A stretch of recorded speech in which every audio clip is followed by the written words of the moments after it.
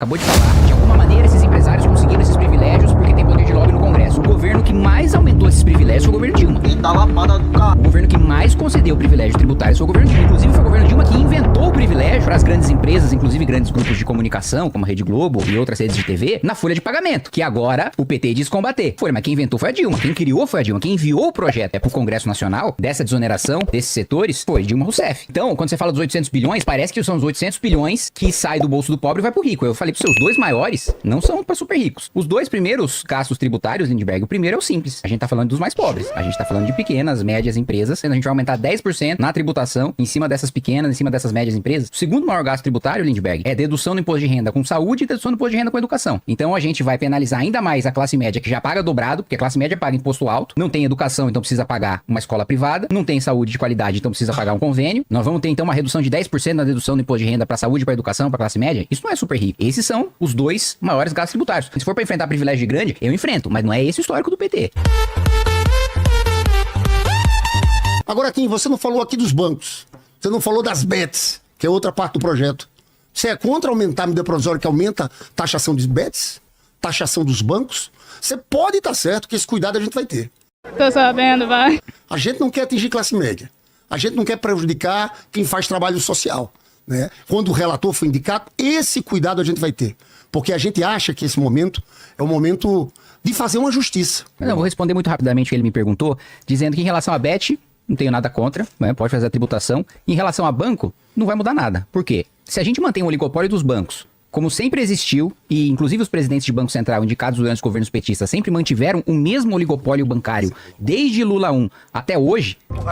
E lembrando também, né, Lindbergh, você tá falando aqui sobre privilégios, sobre os super ricos, sobre os banqueiros, mas Lula lá atrás colocou o Meirelles de presidente do Banco Central. Por favor, me ajuda. Né? Um banqueiro, um representante do sistema financeiro. Então, se você aumenta o tributo sobre os bancos, sem você quebrar o oligopólio, o banco simplesmente vai repassar isso para a taxa de juros. Hoje, não é à toa que o pobre paga 400% na taxa de juros no cartão de crédito rotativo. Por quê? Porque não tem concorrência. O banco cobra quanto quer. Eles combinam entre si, com a anuência do Banco Central. Aliás, o Banco Central hoje, sob Galípolo, indicado por Lula, autoriza, não vê problema, no Banco de Brasília, no BRB, comprar o Banco Master, que tá cheio de pilantragem de maracutaia lá dentro, comprando título podre, precatório, empresa em recuperação judicial, e aí a gente utilizando dinheiro público do Banco de Brasília pra cobrir o rombo, né, da roubalheira que foi feita no Banco Master, e o presidente do Banco Central, indicado por um petista, então deveria ser um cara que ia enfrentar o mercado financeiro, devia ser aquele cara que ia enfrentar os ricos, enfrentar os bancos. Afinal, o Lula reclamava do Campos Neto dizendo que ele era representante dos bancos, dos ricos, etc. Indicou o Galípolo, agora até você critica o Galípolo.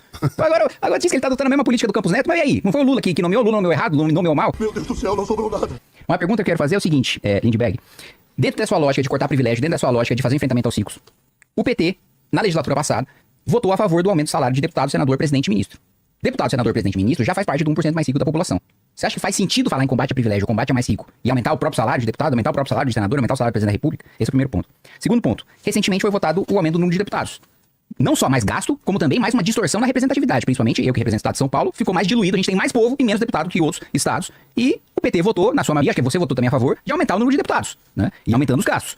O Lula publicou medida provisória, beneficiando a Âmbar, que é a empresa de energia dos irmãos Batista, tirando 2 bilhões de reais do dinheiro do pagador de imposto pobre e passando pro bolso do bilionário dos irmãos Batistas. Taxa das blusinhas, cobrou 20% dos mais pobres, né? 88% de quem comprava online de baixa renda, por causa do lobby do velho da Van, da Magazine Luiza, das Americanas, né? Então, o Lula atendeu o velho da Van, a Haddad atendeu o velho da Van. Como tá com o velho da Van agora? Como a gente pode falar de taxar pobre e mandar bilhão pra quem já é bilionário e falar em combater os super ricos? Quero fazer essa pergunta pro Lindbergh. Colocamos novamente e pautamos o projeto dos super salários, Kim. Que é um ponto que pode ter unidade lá dentro, porque, gente, tem desembargador ganhando 300, 400 mil reais. Essa é a realidade. Qual é o teto do super salário? O salário do ministro Supremo. Tinha um projeto que foi aprovado pela Câmara e está no Senado, e sinceramente é meio vergonhoso, porque eles estão dizendo o seguinte: o teto, em vez de ser 46 mil, pode ser 46 mil, e mais 46 mil de penduricalhos, que dá 92 mil reais. Então a gente está pautando o projeto do PT para o governo para ser votado agora nesse bolo. A questão do super salário, nós temos que enfrentar isso. Vilela é um lobby muito grande. Chega na hora lá, em 2 dias, quando o governo apresentou, o Haddad apresentou, lobby do Ministério Público, lobby do Poder Judiciário. Então eu acho que esses pontos aqui são pontos importantes de combate aos privilégios. Vou falar das blusinhas. Se tem um brasileiro que foi contra aquela taxa das blusinhas, foi o Lula.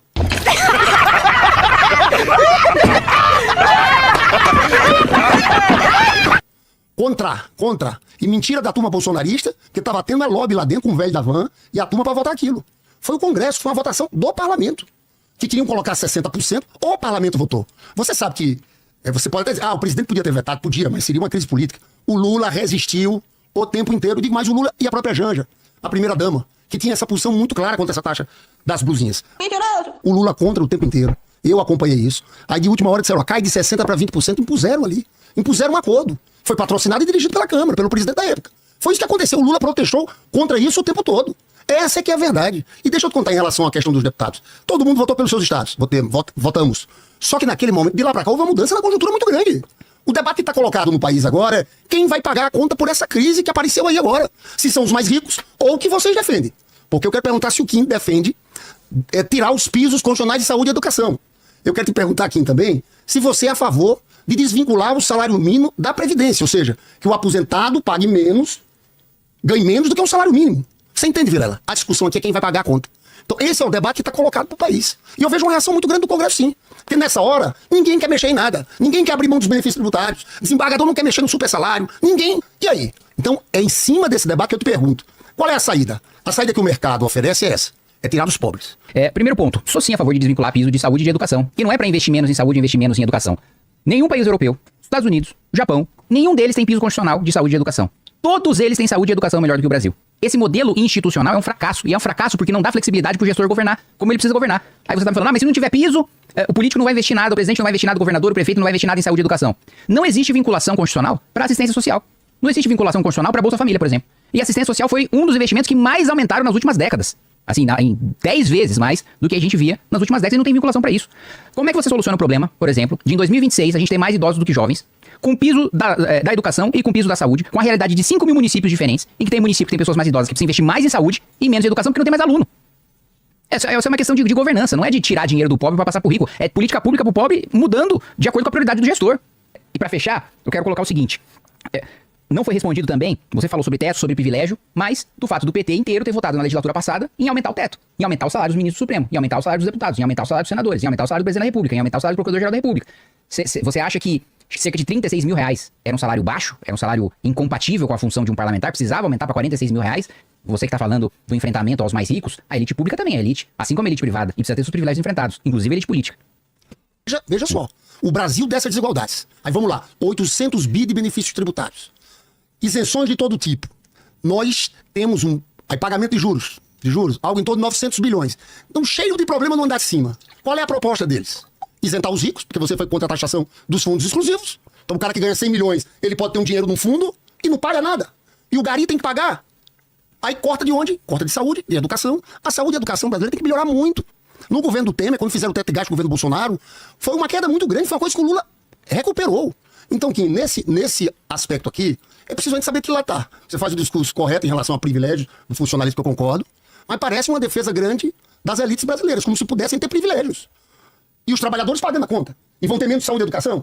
Segunda pergunta, Kim. 3 minutos para fazer a pergunta e algum comentário que queira fazer. Vamos lá, primeiro ponto, fundo exclusivo. É mentira, Lindbergh, que fundo exclusivo não pagava imposto, pagava na realização. Só na saída. Exatamente. E os outros têm um na saída. O que significa? Justamente, ou seja, você deixa 10 anos parado lá, você não Exato, você não, paga se você não sacou o dinheiro, Tá. se você não pegou aquilo que o seu investimento rendeu, você não paga, porque afinal de contas não tá indo pro seu patrimônio. Tá lá ainda parado, você não realizou o lucro. Tirou. E isso, Lindbergh, é assim no mundo desenvolvido todo. Não, tem que importa, deve ser em 100 é meses. assim no mundo desenvolvido todo. Por isso, inclusive, qual que foi feito Devia- prático? Qual devia foi... ser assim pra professor rede municipal. Qual que foi... Só quando se aposentar, você ia pagar o imposto. Tem vários, tem Vai aposentar no dia, não. Tem vários investimentos, inclusive previdenciários, que a professora faz e que ela só paga na realização, né?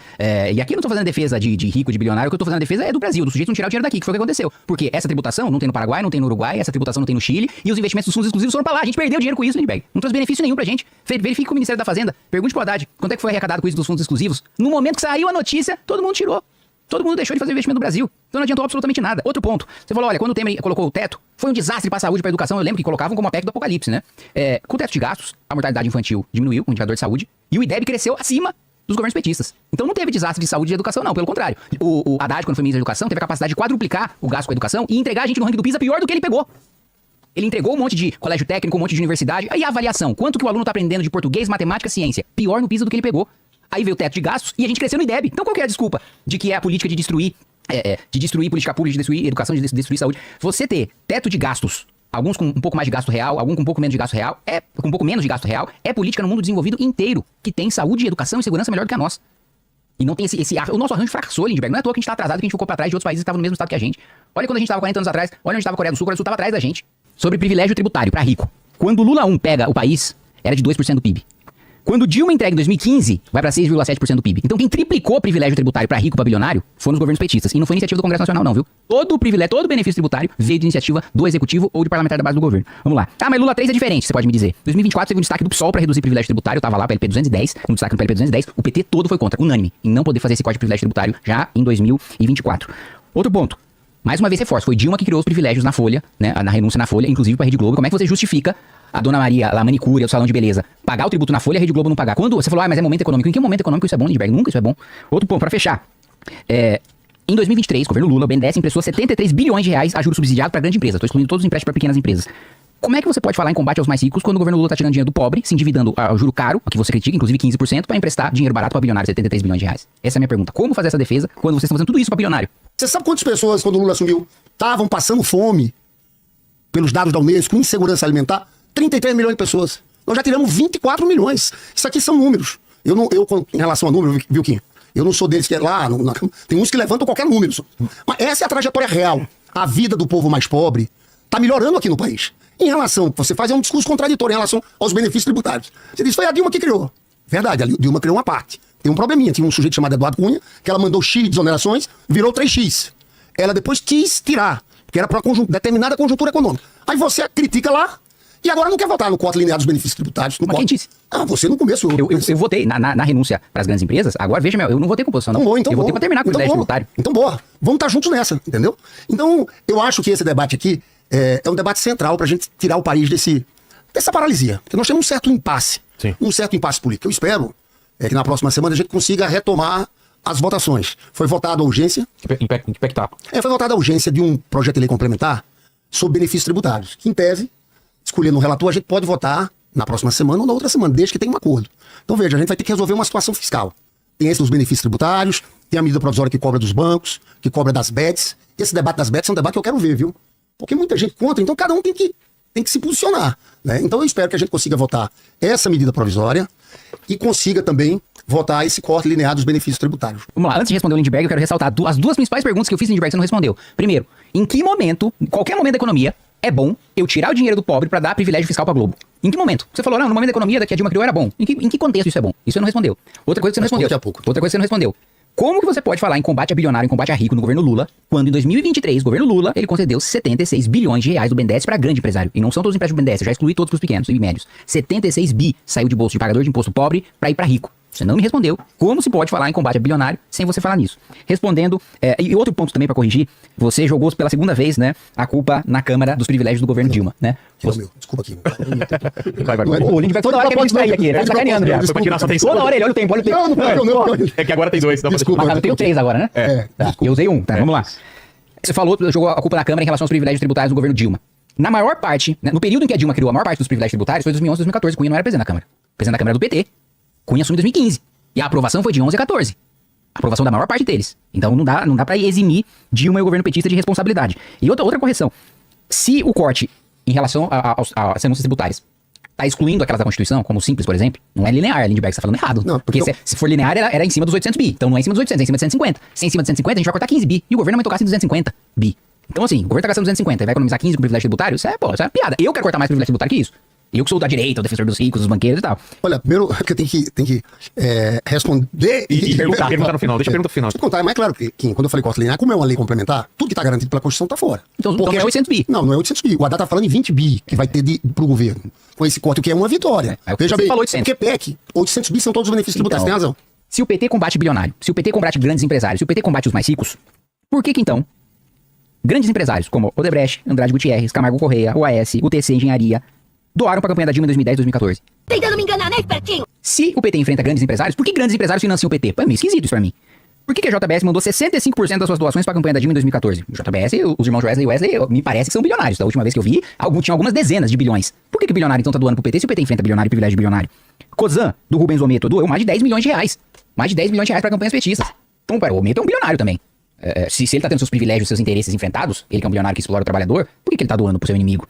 Cutralli, Ambev, Vale, Queiroz Galvão, MRV, todas fizeram grandes doações generosas, milionárias pro PT. Então como que aquele que tá tendo seu privilégio atacado pelo PT tá doando dezenas de milhões de reais pro PT. Eu nunca recebi um centavo do Almeida.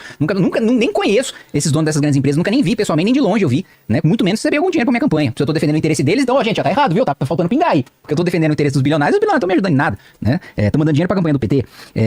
E pra fechar, essa é uma pergunta, né? Do porquê.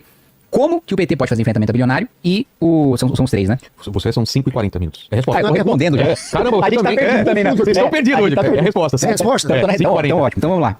Então eu quero reforçar, né, que é uma contradição você dizer que tem esse enfrentamento a bilionário e bilionário fazer todas essas doações pro PT. Aliás, hoje, né, viu uma meia dúzia de tonto aí do MTST do Boulos, amigo de vocês agora. Antes quando ele era candidato a presidente, ele batia no Lula. Aí depois ele sossegou, foi pra base e agora não bate mais no Lula. Agora ele é da área lulista do PSOL, né? Invadiram lá a sede do Itaú hoje e o PT também diz que enfrenta os grandes bancos. Mas o Itaú nunca teve tanto lucro quanto o governo Dilma, 110 bilhões de reais. Então, peraí, lucro, eu não tô nem falando de faturamento, hein, Gilberto? Tô nem falando de... Depois que eles pagaram todos os funcionários, todos os seus gastos, todas as suas estruturas, eles embolsaram 110 bi. Então, esse privilégio todo. Durante o governo Dilma, eles batendo recorde de lucro. Cadê o enfrentamento? E pra fechar, eu quero colocar o seguinte. Eu vejo, Lindbergh, você reclamando muito sobre emenda parlamentar. Sobre o orçamento que o Congresso sequestra do Executivo. E eu concordo com você. Pra mim, emenda parlamentar não tinha nem que existir. Em país sério, no mundo desenvolvido, não existe. Não existe em Europa, não existe nos Estados Unidos. Estados Unidos e Europa existe, aliás, e é chamado de barril de porco. De tão vulgar que é um parlamentar que vive de levar dinheiro pra sua base. Mas em 2019, durante o governo Bolsonaro, o PT votou inteiro, com exceção de do Pedro Kizai, votou inteiro a favor de emenda impositiva de bancada, pra colocar na Constituição e sequestrar o orçamento. Depois... em 16 de agosto de 24, você tuitou. STF formou maioria para restringir a emenda PIX e as emendas impositivas. A decisão foi do ministro Flávio Dino para aumentar a transparência do orçamento. Parabéns, STF. Quem criou a emenda PIX foi a Gleisi Hoffmann. Ela é autora da emenda constitucional da emenda PIX. Olha, em relação ao Itaú, Quinto, deixa eu só falar uma coisa. Teve um período que tinha financiamento privado de campanha. Ajudavam todo mundo, mas, na verdade, eu vivi muito no Senado aquele processo do golpe, que eu considero golpe contra Dilma. Houve uma coalizão econômica e política ali, porque queriam implantar um outro projeto. Então você citou o nome de um bocado de gente aqui, que não é verdade, que são mais simpáticos. A gente já sentiu o peso dessa elite econômica contra um projeto de inclusão social. Mas doou milhões contra de vocês. E vai ver do outro lado. Vai ver quanto é que tinha ajudado a campanha do Aécio. Era o modelo que existia de financiamento. Vai atrás do outro lado. Foi mais pra vocês. Foi. JBS 65% foi pra vocês. Eu duvido. Tem alguém... Mostra. Ó, tem participação, tem gente dessa aqui que você citou, não quero entrar no nome, teve participação ativa no golpe pra tirar a gente do poder. No golpe contra Dilma. Agora, vamos lá, você falou do Itaú. Então vota na proposta nossa. Quer dizer, Itaú, você tá ganhando muito dinheiro, você é banco. Nós chamamos de capitalista, você vai continuar ganhando muito dinheiro. Só que... agora os juros sobre capital próprio, que é uma espécie de isenção que você está tendo, não vai ser desse jeito. Sabe quanto é que só isso aqui a gente pode aumentar de arrecadação? 5 bi. É melhor fazer isso do que tirar do aposentado. É melhor fazer isso do que tirar da saúde e da educação. É esse debate que eu vejo muita gente da Câmara faz discurso para fora e na hora não entra isso. Então esse é um ponto central. E eu quero entrar aqui já, no tempo que me falta, sobre isenção de imposto de renda. A proposta do Haddad. Olha, o Lula, Vilela, vai entrar pra história como o presidente que mais baixou o imposto, ao contrário das fake news. É verdade, Você sabe quanto não, aí você forçou a mão. Você não, eu vou te dar um número. Eu vou te dar um número. Sabe quantos por cento dos brasileiros vão ficar sem pagar imposto?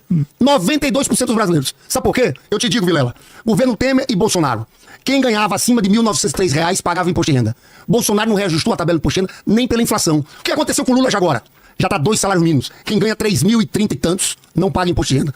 Com a votação dessa anistia, dessa isenção, até R$5 mil, e a redução de 7 mil para entre 5 e 7 mil vai ter redução. 92% dos brasileiros não vão pagar impostos. É claro que a compensação que a gente quer é o quê? Que tem uma tributação maior dos ricos. Porque sabe o que acontece? Eu falei aqui já da professora do Gari, que pagam 27,5%. Eu já falei deles. Mas é o seguinte, essa turma, nós estamos falando de 140 mil pessoas só pela proposta do Haddad que contribuiriam. 0,06%. Sabe o que é que o Haddad e o Lula estão querendo? Que paguem entre 2,5% a 10% é muito pouco. Sabe quanto é nos Estados Unidos? Os mais ricos? 37,5%. Na Europa, 40%. Então, essa é a realidade. Eu quero saber, Kim, se você vai votar a favor desse projeto. Não era a pergunta dele, era a réplica. Agora, Kim. Já bagunçou. Tudo bem, responde na sua pergunta. Você tem a terceira e última pergunta desse bloco pra ele. 3 minutos para responder e perguntar. Vamos lá, Lindbergh, anota aí pra você estar esquecendo de me responder. Emenda PIX. Vou falar sobre você isso. Criticou. Quem criticou? Não. Foi a Gleisi. Gleisi estava errada? Não. Gleisi cometeu um erro Não, grave. eu vou te explicar o que a tem emenda aí. PIX. Tá. Emenda impositiva de bancada. PT errou ao votar a favor, a constitucionalizar a impositividade dessa emenda? Eu acho que só o deputado Pedro Kizai, e eu parabenizo ele do PT, votou contra, e eu acho que ele acertou. E todo o resto do PT errou. Você concorda comigo? Todo o resto do PT votou errado, fez mal. Nós eu somos acho. contra isso. Eu A acho. emenda PIX da Gleisi é diferente. Eu vou te explicar. Não, nós quem? Porque o PT inteiro votou a favor da PEC, menos o Kizai. Então nós, você pode ser, não sei o resto dos colegas. Seus colegas da leitura passada votaram a favor. Mas agora eu preciso te responder também, né? Você colocou sobre, porque o Bolsonaro não reajustou nem pela inflação. Nos 16 anos que o PT ficou no poder, também não teve reajuste da tabela nem pela inflação. Você tá enganado. Você é bom de número, aí você tá enganado. Vocês Teve 1, 2 ou 3 anos que não houve. Você tá enganado. Você, 1 ou 2 ou 3 anos, é a maior parte dos anos. Não é verdade. 1 ou 2 ou 3. Não é verdade. A maior parte dos anos. Não Primeiro, é verdade. De 1 pra 2 pra 3 é muita coisa. É não. E terceiro que, na maior parte dos Eu tô anos... dizendo a você que você tá errado Não, nesses eu vou números. te falar, olha. Eu peço a sua aí daqui pra aqui já pra levantar, que é fácil levantar. Ó, Eu vou te mostrar, claro. Não, você tem que pedir pra assessoria mesmo, É. pra isso. Vou te mostrar que Mas eu tá vou te dizer errado. o seguinte, o cálculo da Receita mostra que, nos governos petistas, a não atualização da tabela do imposto de renda fez com que aumentasse a arrecadação real em 600 bi, ou seja, teve aumento de imposto real de renda, e vocês colocaram 600 bi no caixa do governo, no bolso. Aí agora que vocês estão vindo com esse projeto, eu vou votar a favor da isenção? Vou votar a favor da isenção. Agora, eu acho que todo mundo tem que pagar menos. Você falou, porque a Europa é tanto, os Estados Unidos é tanto, e a tributação do consumo deles? Vamos cortar aqui também, do consumo pra ser igual dos Estados Unidos. Claro. A tributação do consumo, você concorda que tem que ser a mesma alíquota dos Estados Unidos, a mesma alíquota E aumentar a renda da propriedade. Alemanha? Né? Aí sim, quando a gente tiver produto baratíssimo e a gente não estiver assaltando metade do bolso do trabalhador na consumação, aí nós vamos conversar. Porque acho que a diferença fundamental, Lindbergh, entre meu debate, mim e você, nessa questão é o seguinte. Eu defendo que todo mundo pague menos, porque o Brasil tem a maior carga tributária nos países em desenvolvimento. A maior de todos os nossos países, entre todos os nossos países. Inclusive os mais ricos pagam menos. Inclusive. Não vão pagar nada, já não pagam quase nada. Inclusive. Mesmo porque você falou, por exemplo, do Itaú. Aí você falou, mas você vai votar juros sobre o capital próprio do Itaú? Eu vou fazer uma proposta que você vai achar que eu sou de extrema esquerda agora, Lindbergh, pra ver se de fato você quer enfrentar banco, de fato você quer enfrentar privilégio. Porque o que eu disse pra você, e eu repito, é o seguinte, não adianta aumentar imposto no banco se eles têm oligopólio, se eles têm o controle do mercado, eles vão passar tudo pro lombo do trabalhador, como sempre passaram. Então vamos dissolver o Itaú e separar em 3, 4 bancos diferentes, transformar o Itaú em 3, 4 bancos diferentes, pra concorrer entre si e proibir que o mesmo grupo econômico controle esses 3, 4 bancos diferentes. Aí sim a gente vai estar falando de mexer com interesse grande. Aí sim a gente vai estar falando em mexer com lucro de banco de verdade. Porque se for manter a regulamentação do Banco Central como sempre se manteve em todos os governos, inclusive nos governos petistas, vai repassar esse custo pro lombo do trabalhador, a mesma coisa IOF.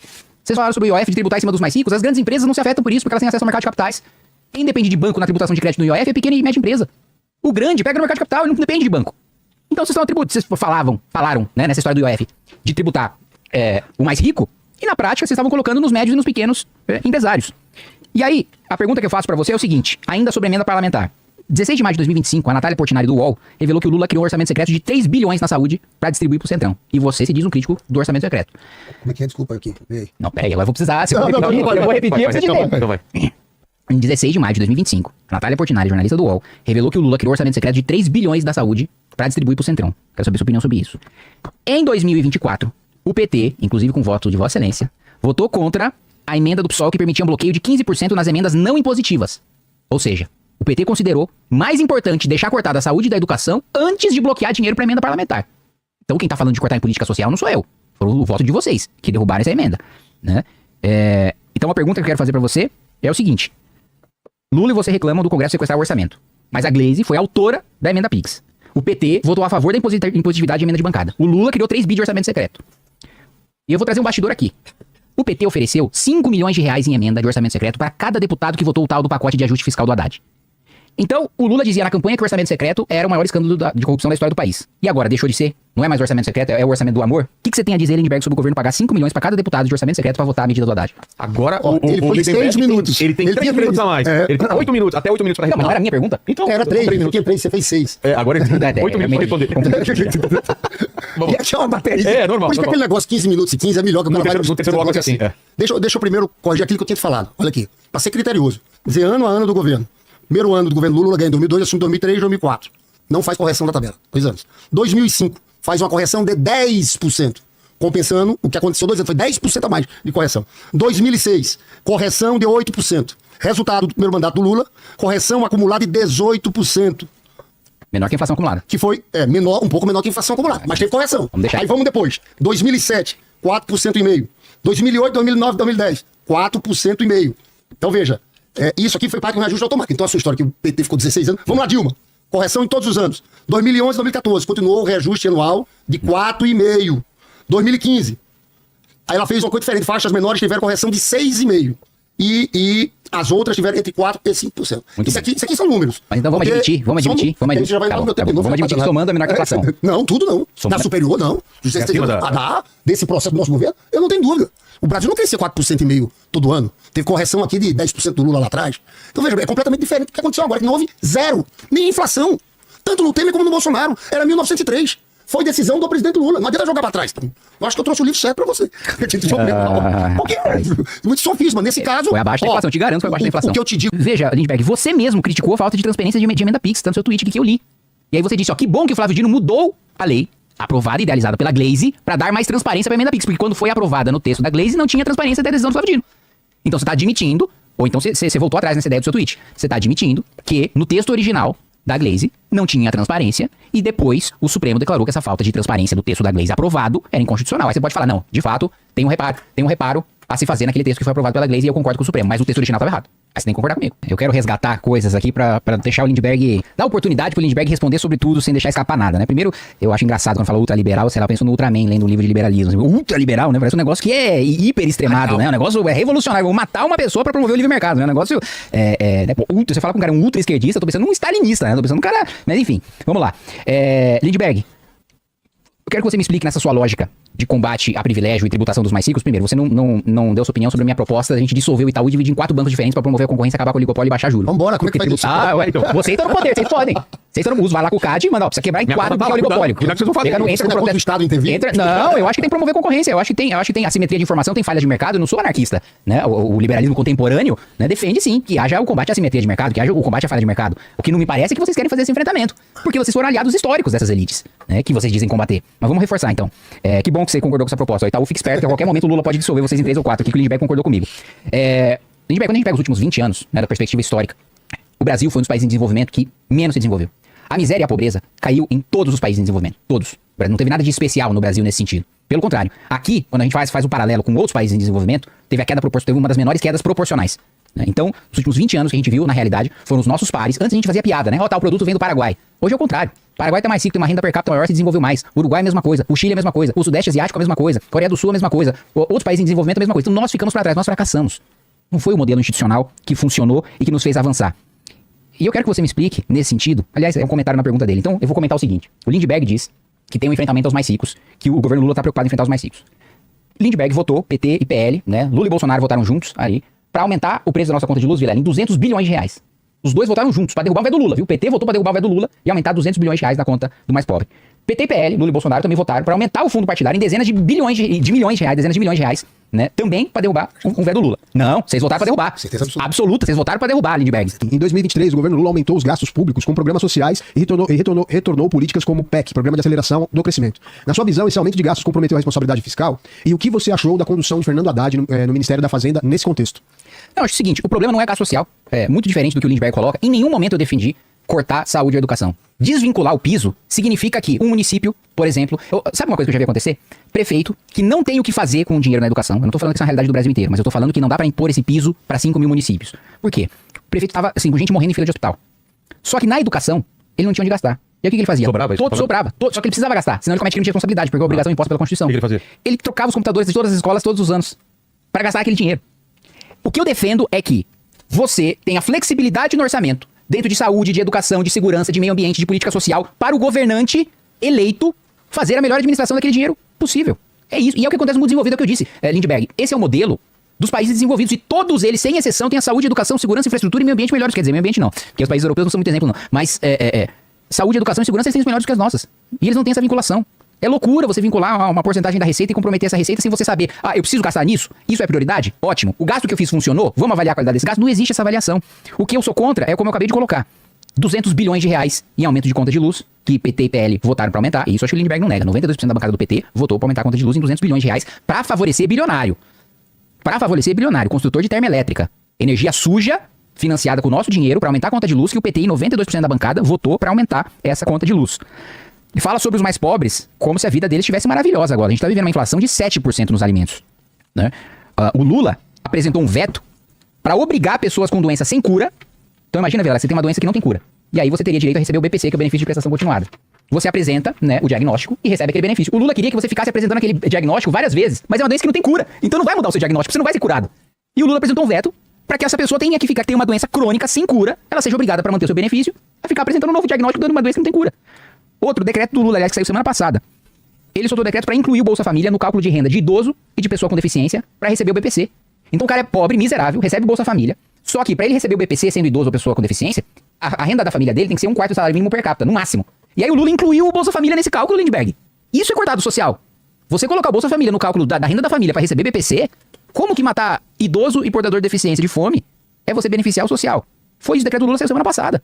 Não foi projeto de lei, não foi votado pelo Congresso Nacional, não é culpa nem do Centrão aqui, que é o que eu combato, né, na Câmara dos Deputados, mas nem neles você pode jogar essa culpa, foi um decreto, foi um ato unilateral do presidente.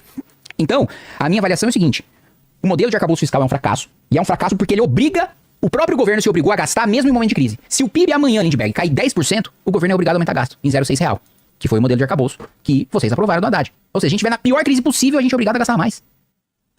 E aí o que acontece? Esse modelo, aprovado pelo PT, pelo Haddad, do arcabouço, em 2027 vai fazer com que 100% do orçamento seja obrigatório, ou seja, tem R$0, não tem nem um centavo para política ambiental, que não é obrigatório pela Constituição, não tem um centavo para infraestrutura, que não é obrigatório pela Constituição, não tem um centavo para farmácia popular, que não é obrigatório, não tem um centavo para Minha Casa Minha Vida, não tem um centavo para ProUni, não tem um centavo para FIES.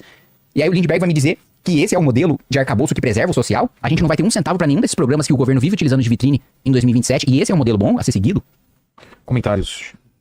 Olha, Kim, como eu tinha falado, você se equivocou novamente. Nessa questão de aumentar o fundo, a gente votou para manter o veto, tá? Em relação à conta de luz, Kim, ninguém mais que o governo Lula está contra aquilo. O que teve uma votação lá dos vetos, ia cair todos os outros vetos com prejuízo grande para o governo. O governo muda a orientação, porque vai lançar uma medida provisória para ser contra aquilo. Foi essa orientação, a gente sempre segue o governo. Não fique achando que a gente vai votar contra o governo no caso desse. Então foi daquelas negociações, o prejuízo de uma votação ia ser muito maior, o líder do governo, Randolph, fala sobre aquilo, e a gente muda com a medida provisória que vai sair agora. Você vai ver. Né? Em relação à educação e saúde, o que você está dizendo, mexer entre educação e saúde dentro dos municípios. Primeiro, eu não conheço um município que está sobrando dinheiro em educação. Eu não vejo isso. O professor ainda ganha um salário muito maior nesse país.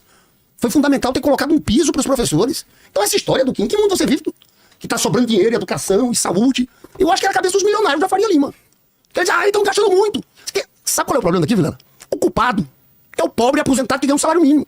É o professor que está gastando muito. Que história é essa?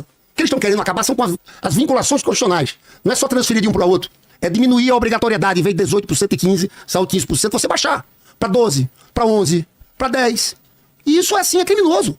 É isso que a gente não concorda. O debate aqui é um debate muito bom, que é um debate franco, sobre que saídas. No fundo, o grande projeto dele é aposentadoria, salário mínimo, saúde e educação. E a gente está querendo jogar para um andar de cima, mostrando que tem muita desigualdade, que a gente tem que fechar a conta do outro jeito. Quer dizer que esse decreto do BPC, Bolsa Família, eu fui atrás, isso aqui não muda rigorosamente nada, não vai tocar em uma pessoa, tá? Na próxima semana a gente vai explicar. Isso que ele falou. Isso que ele falou, não vai mudar nada. O decreto foi para se ajustar uma lei, não vai tocar em uma família mais. Podemos fazer o debate segunda-feira ou terça-feira lá em Brasília. Eu fui atrás disso aqui. Entendeu? Que às vezes vocês veem uma coisa... O decreto não inclui Bolsa Família no cálculo do BPC. Não, mas não vai pegar. Eu te mostro que garanto, nós temos certeza e convicção disso. Você falou do Haddad, eu acho que o Haddad, que você não respondeu a pergunta, que perguntaram sobre o Haddad. Eu falei do arcabouço. Eu acho que o Haddad está sendo um ministro, nesse momento, que está jogando um grande papel. Essa questão da desigualdade, gente, ele fala com muita convicção. Que a gente sabe que isso é insustentável no país, entende? Então eu acho que o ministro Haddad está dando uma grande contribuição, porque dessa vez, eu falei antes que o Lula conseguiu fazer as mudanças numa outra conjuntura, sem enfrentar esse debate das desigualdades estruturais. Esse é um tema, nós temos uma chance no país de pautar para fazer uma mudança estrutural. Não é implantar o socialismo, não é tomar o poder das elites, não. É minimamente. Tem um discurso equilibrado, Vilela. Seria revolucionário se o Brasil, os ricos, pagassem impostos como os Estados Unidos, como a Alemanha, como os países europeus. Aqui não paga. Por exemplo, quando eu falo de herança, nós não estamos falando de herança para todo mundo, mas herança de milionários. Aqui no Brasil é 4%, no máximo 8%. Sabe quanto é? Nos Estados Unidos, 40%. Na Alemanha, 60%. Eu não estou defendendo que seja isso igual, mas em todo lugar tem uma situação diferente. Nada é tão atrasado do ponto de vista tributário como o Brasil. É um consenso da economia que o nosso modelo é insustentável. Né? E não só o modelo da Previdência é insustentável, como o que eu coloquei, o orçamento do arcabouço fiscal, um modelo aprovado pelo PT, vai fazer, e isso eu queria muito escutar o Lindbergh sobre isso. Eu tô favorável. A nota, do quê? Do arcabouço? Jamais. Fui contra. Aqui, votei no arcabouço. Ficou horroroso esse desenho, Lindbergh. Em 2027, a gente vai ter 0%, zero de orçamento discricionário. Farmácia popular não tá na Constituição. Minha Casa Minha Vida não tá na Constituição. Né? ProUni não tá na Constituição. FIES não tá na Constituição. Programas ambientais não tá na Constituição. Infraestrutura não tá na Constituição. Gasto com segurança não tá na Constituição. Gasto com transporte não tá na Constituição. Todos isso são despesas discricionárias. A gente vai ter zero pra isso. Não vai ter dinheiro pra pagar conta de luz, conta de água de ministério. O Brasil nunca viveu isso. Nunca teve um colapso das contas públicas nessa magnitude. Nunca teve que paralisar a máquina pública por falta de orçamento discricionário. Hoje o presidente da República já governa sobre 8% do orçamento. Quando chegar o próximo presidente, que não vai ser o Lula, que eu acho que o Lula nem disputa a eleição, né, fazendo uma avaliação pessoal de que não tem nem condição de vencer e não quer ficar na biografia com a sua derrota, depois a gente pode até apostar nisso, Lindbergh, eu acho que o Lula nem candidato e até reforçando, né, segundo o discurso do Lindbergh, a população inteira tá vivendo bem, os pobres estão vivendo bem, mas tem dezenas de milhões de pessoas vivendo bem e caindo em fake news, e por isso mesmo vivendo bem tá bravo com o Lula. Eu acho impressionante a capacidade dessas fake news. Olha, o Lula é candidatíssimo. O sangue de Jesus tem poder, tem poder, tem poder. O negócio do super salário você tá querendo demais, né? Por que não faz aqui, a gente apoia a PEC dele? Porque o governo mandou um projeto e vai mandar outro agora do super salários. Ou então vamos fazer uma coisa neutra juntando todo mundo lá. Se for PEC não resolve. Se não for PEC não resolve. Não, eu acho em caminho, porque o problema da PEC é que são 308 votos. Mas nesse ponto aqui nós temos convergência de que essa coisa é vergonhosa. Esse projeto não anda porque tem um lobby gigantesco do Ministério Público do Poder Judiciário. O governo vai apresentar outro projeto, porque aquele que está no Senado está desmoralizado. Certo. Mas tem nenhum problema de assinar a minha, não. Pode assinar aqui? Eu não queria, porque você... Rapidinho, pode assinar aqui, ó. Quem tem beijo, né? A gente não assina dele, ele assina o nosso. Ué, vocês assinaram na legislatura Mas passada? não assinaram o nosso. Ele quer que a gente dê o troféu pra ele. Que troféu? Tira o teu nome, vamos botar o de outro. Alguém mais neutro aqui. Alguém mais neutro. Na legislatura passada vocês não reclamaram. Agora vocês reclamaram. Porra, que sacanagem. Lindbergh, na legislatura passada, o PT inteiro assinou a minha PEC de privilégio. Nessa legislatura, você é o líder. Por que o PT não... Falta 15 assinaturas, Lindbergh. Falta assim, eu coletei 90% das assinaturas, faltam 15. A proposta é muito simples, já expliquei. Nenhuma verba indenizatória para agente político, ó, eu tô deixando, deputado, senador, juiz, promotor, que juiz, promotor, juridicamente, agente político também. Não pode ultrapassar o teto de 46, que vocês aumentaram o teto quando vocês votaram no aumento de salário de deputado, senador, juiz e promotor, que você não respondeu, aliás, eu queria que você respondesse sobre o porquê. Eu não tava nem aqui. Não, mas o PT votou, seu partido, vocês não são os militantes brabo, forte do PT, tem que defender o posicionamento do partido, dentro ou fora do mandato. Essa questão, por que assinaram antes? É o meu texto. E essa, você é o líder agora, e não assinaram agora. Vamos assinar? O seu é azul. Esqueci um ponto. E acaba com férias de 60 dias. Deixa eu tempo é contar. azul lá. Eu tenho concordância total sobre esse projeto. Nós estamos com um projeto também, que não é PEC. Tá aí, você vai sair daqui com uma vitória parcial. Eu não tava querendo dar troféu total a você. Não, mas uma assinatura. Eu vou só conversar com minha bancada, mas minha tendência eu concordo. É de fazer um gesto aqui, a gente assinar e tentar ir pra isso. Tá bom? Você levou essa aqui, agora você vai votar no PL também do governo do Super Salário. Super salário, voto. Se cortar menos, se não tiver pegadinha, se tiver sacanagem, eu voto. Porque, igual aquele projeto que você criticou, que a Câmara votou, do PLP, que abriu um monte de exceção pra verba indenizatória, tinha um monte de sacanagem e me venderam também contra combate a super salário. E o PT votou. Ó, então, essa aqui você ganhou. Eu vou conseguir esses votos pra gente assinar isso, porque é importante. Ó, rapaz, desde a foto. Líder do PT garante assinaturas do Partido dos Trabalhadores pra PEC de Eu privilégio. concordo totalmente por isso, eu fui o relator do fim do 14º. Já valeu. Já, obrigado a todos, foi um prazer. Eu tô aqui caladinho querendo que você gaste seu tempo todo. Nada disso. Você admite então que o Petrolão aconteceu e que tinha gente do PT envolvida? Claro que teve escândalo de corrupção na Petrobras ali. Claro que teve gente do PT ali que teve envolvida. E teve gente de vários outros partidos envolvidos. E quando eu falei Fernando Henrique, não foi acusando Fernando Henrique, não. Que seja dito isso. Não foi acusando o Fernando Henrique. Dizendo que os Tá caras... dizendo que desde a época dele tinha alguma... Mas isso é depoimento dos caras todos, entendeu? É uma coisa muito estrutural. Por isso que eu acho que a saída nesse caso aqui tem que ser uma saída institucional. Fortalecer as instâncias. Fortalecer a Polícia Federal. Porque isso ameaça, inclusive, a democracia, né? Claro! É a desmoralização da democracia e da política. Aí você vem aventuras autoritárias por aí que surge a partir disso. E a pergunta que eu quero te fazer, Lindbergh, é a seguinte. Então você tá me dizendo que Hugo Mota e Davi Alcolumbre, que foram eleitos com voto do PT, estavam na derrubada do IOF, a serviço do mercado, contra os pobres, e por isso pautaram a derrubada? Não vou falar isso do Hugo do Davi, porque aquilo ali teve um processo mais amplo. Você viveu o que aconteceu ali. Ali eu diria o seguinte, que tem essa coalizão empresarial política, tem. Mas não tem só isso. Então os dois não têm culpa. Tem interesses. Ok, eu não vou dizer isso do Davi, do Hugo Mota. Pô, Lindbergh. Você tá querendo botar aqui... Eu já disse na Paraíba, a gente diz, ele tá precisando da sua beixa lá na Paraíba, que eu sou Paraíba. Mas você disse que a proposta... Nós estamos no trabalho agora de retomar uma saída, construir uma pauta, que eu falo de benefícios tributários, faça corte de benefício tributário, né? A gente vai tentar agora um processo de construir uma saída. Aqui, eu sou o líder do PT, tô no processo como esse, e que eu acho que foram muitos fatores que levaram aquilo tudo a acontecer. Eu acho que foi muito ruim o que aconteceu. Não tinha necessidade daquilo. Podia ter falado de forma franca. Ó, nós vamos fazer isso. Eu acho que foi legal aquilo acontecer às 11h35. Mas agora já estamos em outro momento. Estamos no momento de tentar construir saídas. Desde que preservando os mais pobres de uma coisa que a gente não abre mão. De tributar o andar de cima. Mas então, Lindbergh, aí eu preciso te entender. Porque você acabou de passar o podcast inteiro falando porque o IOF é só no crédito do rico, é o andar de cima, é de banqueiro, quem votou tá contra pobre, e com a receita do IOF a gente ia pagar programa social, então quem tá pela derrubada do IOF é pra prejudicar o pobre. Aí eu falo, bom, só é votado quando o presidente quer. Se Hugo Mota... Ele quer intriga. Se Hugo Mota jamais tivesse pautado, se Davi Alcolumbre jamais tivesse pautado, então o pobre tava salvo, o rico tava tributado. Então ou eles têm culpa ou eles não têm culpa. Ou você tem a posição de firme, de que é rico, de que é pra prejudicar o pobre, ou não. O Hugo Mota, não tem culpa, ele só pautou. Mas se ele não tivesse pautado, não tinha aprovado. O Davi, não tem culpa, ele só pautou. Estamos em outra fase, agora a gente tá bem. Pô, Lindbergh. Pode falar, Mike. Fala. Não, agora responde aí. Responde aí, mano. O meu tempo eu tô com 5h23. 7h18. Explica mais. Vai. Não entendi.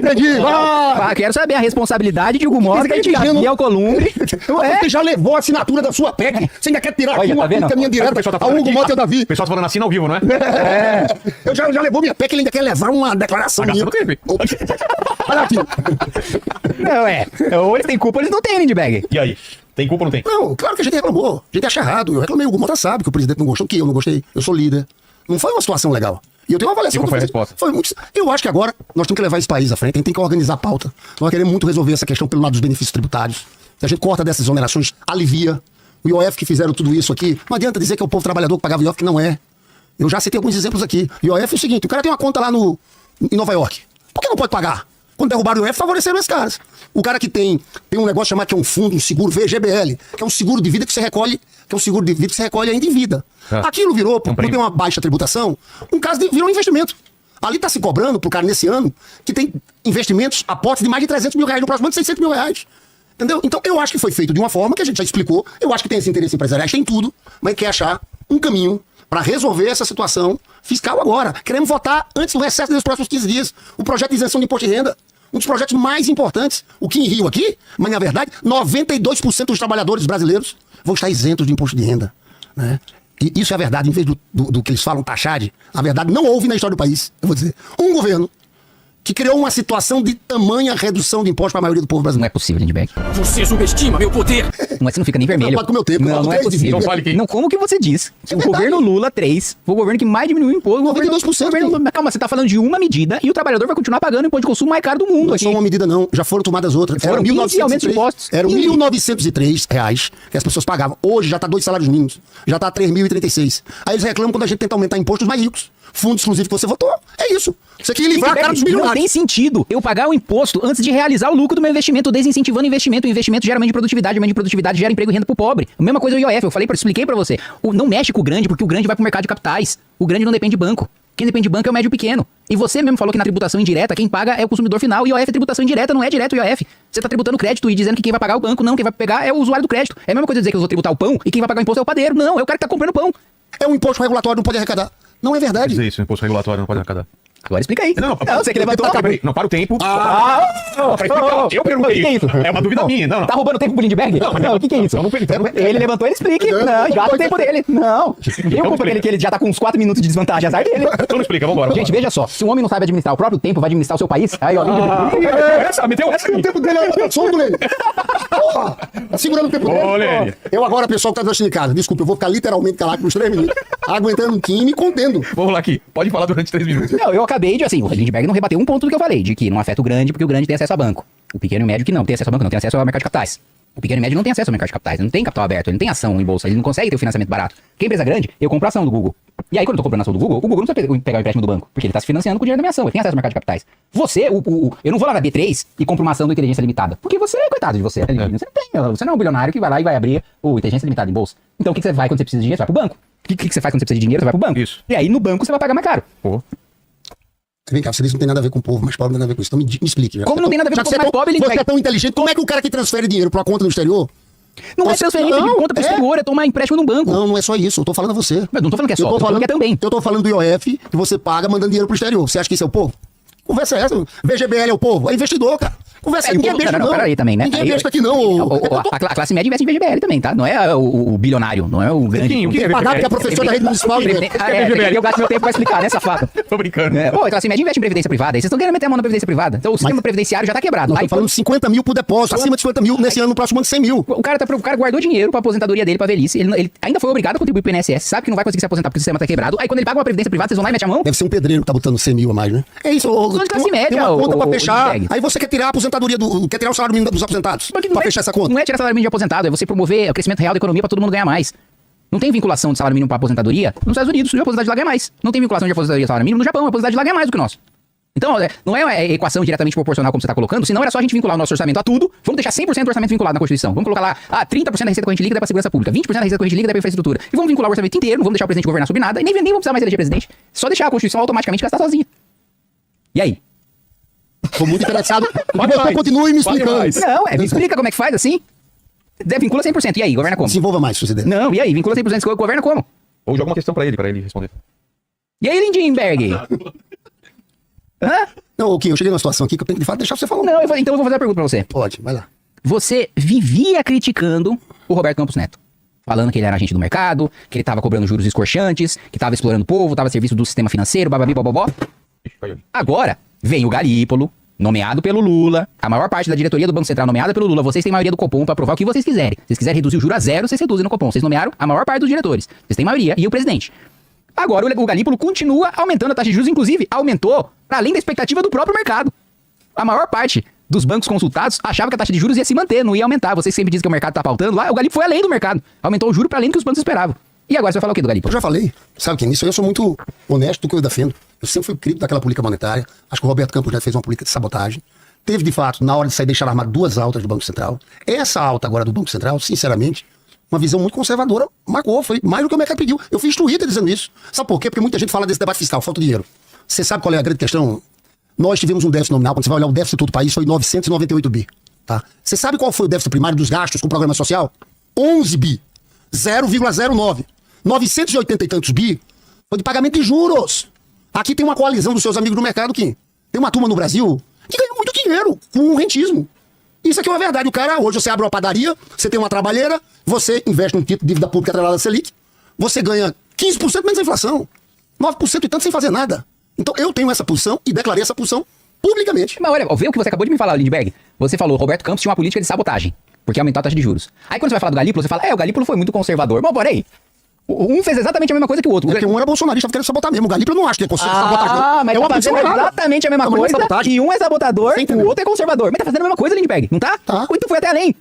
Então como que um é sabotador e o outro Porque é um era conservador? bolsonarista e ia atrapalhar o Lula. E o outro é não. lulista. Esse está com uma visão que eu considero conservadora. Mas não creio que ele está fazendo sabotagem deliberada como fez o outro. Você me Enfim, entendeu? O outro é bolsonarista, tava sabotando. Esse faz a mesma coisa, até aumenta o juro até mais do que o outro, e aí esse é conservador. É isso aí, Lindbergh. Vamos para o final, então. Tá olhando pro seu assessor aí.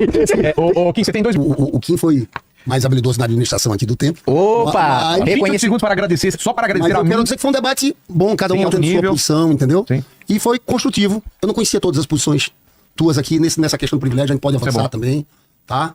Foi bom e vamos em frente. Foi. Depois, redes sociais e site e tudo mais. Agora finalizar, então. Você tem 20 Vamos lá, segundos. primeiro eu vou pedir pra minha equipe fazer um corte quando o Lindbergh fala que eu fui melhor na administração. Aí corta a parte do tempo. Só pra gente ter um Aí fica recorte, só o- só pra ter um recorte do Lindbergh falando que eu sou melhor na administração. E dizer também, agradecer o Vilela, agradecer o Lindbergh pelo debate. Acho que ficou muito claro aqui que o Lindbergh não quer falar do Galípolo, nem do Gumota, nem do Alcolumbre. Mas eu vou... Só porque não pode falar agora. Não pode falar, ele tá preservado. Aí, mas nem se ele tivesse o tempo, ele não ia usar também pra falar dessas três coisas. Ele teve e não quis falar, então agradeço. Redes sociais, site. Agora O Lindbergh tava assim, ó, não tem pra acabar. ele tava tipo virado do ano Réveillon, né? Faltou só estourar.